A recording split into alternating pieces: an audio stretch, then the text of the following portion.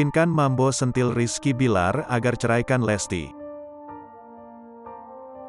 Pinkan Mambo kini komentari rumah tangga Lesti Kejora dan Rizky Bilar. Berharap keduanya segera bercerai. Menurut Pinkan, Rizky Bilar dan Lesti sebaiknya segera bercerai. Bahkan secara terang-terangan Pinkan menyarankan agar Bilar menggugat cerai Lesti. "Bilar aku suruh cerai karena dia nggak suka sama Lesti," ucap Pinkan, dilansir Tribun Style Diary YouTube populer seleb pada Selasa, tanggal 29 November tahun 2022. Pinkan mengklaim bahwa dirinya bisa melihat jika Bilar sebenarnya tidak tulus menyukai Lesti.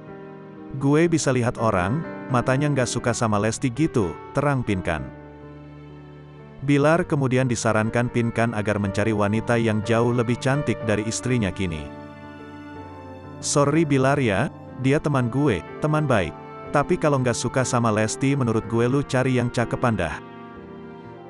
"Ya Lesti emang nggak terlalu cakepan buat Bilar, tapi Lesti kan banyak duitnya," ujar Pinkan. Sementara itu, Pinkan mengingatkan Lesti agar tidak terlalu bucin kepada Bilar.